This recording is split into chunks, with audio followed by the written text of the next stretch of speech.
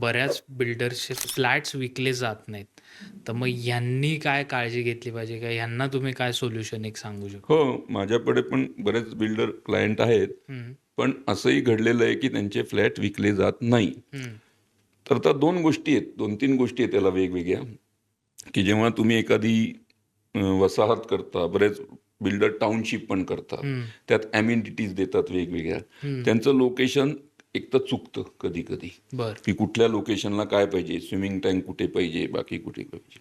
आणि सगळ्यात महत्त्वाचं बिल्डर लोकांसाठी वास्तुशास्त्रात 3 पदं खूप महत्त्वाची. हं, हे फ्लॅट विकण्यासाठी. हं. एक नागदेवता, बरं. म्हणजे ती नॉर्थ वेस्टच्या शेजारी असते. North of north west.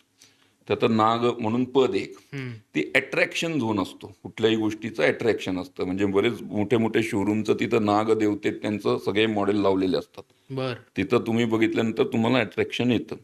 तिथं जर तुमचं सेफ्टी टँक आलं किंवा ड्रेनेजच्या चुकीच्या लाईन तिथं गेल्या कंप्लीट हं, हं. बिल्डिंगच्या, हं, हं. तर त्या बिल्डिंगचं अट्रॅक्शन पूर्ण संपतं.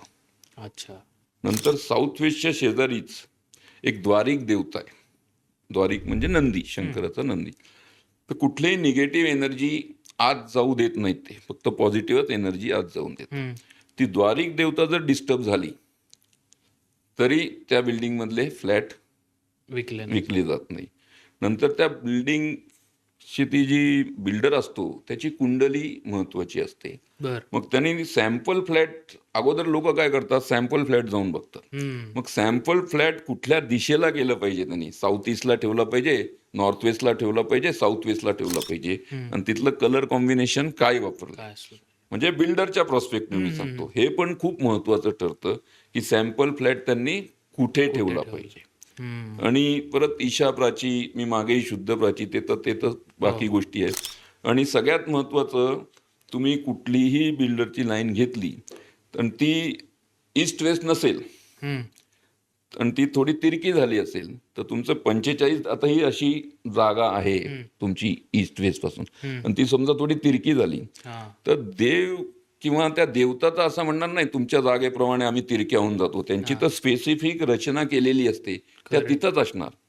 मग त्या केसमध्ये काय होतं, बिल्डरांना सगळ्यात मोठा प्रॉब्लेम, की आता देवता मधल्या बऱ्याच देवता आपल्या जागेबाहेर जातात हां. आणि काही देवता असतात त्यांचं प्राबल्य वाढतं. हं. तर त्यामुळे त्या देवतांचं पुनर्प्रस्थापित करणं किंवा काही ट्रीटमेंट असतात, त्या करणं खूप गरजेचं असतं. ओके. आणि बिल्डरमध्ये किंवा कुठेही जगात, जी मी ते बोललो 33 देवता आणि 12 असुर असतात. हं. ते देवता जे असतात ना, त्यांना राज्य सगळं इझिली मिळालेलं असतं. त्यांनी काही कष्ट केलेले नसतात. हं. असुर जे असतात ना, त्यांनी खूप प्रार्थना केलेली असते. तेव्हा त्यांना ती पदं मिळाली असते. खूप प्रार्थना केलेली असते. बरं. त्यामुळे हल्लीच्या कलियुगात तुम्हाला पैसे कोण देतं किंवा नाव प्रसिद्ध तर असुरच देतात. अच्छा. तर त्यांचे सगळी एक विधी असतो त्यांना हं. पण हे करायचा. तो पण केला तर केलं. मग अशा प्रसंग होत नाही, की बरं. फ्लॅट विकल्याचे बरेच प्रसंग झालेले आहेत, हं, की हं. फ्लॅटच विकले गेले नाही, हं, हं. असंच पडले, तिथं गेल्यावर निगेटिव्ह एनर्जीच वाटते सगळी. हं, हं, तर हं. या अशा काही गोष्टी 4-5 कारणं आहेत, बरं. की त्यामुळे असं काही घडू शकतं. घडू शकतो.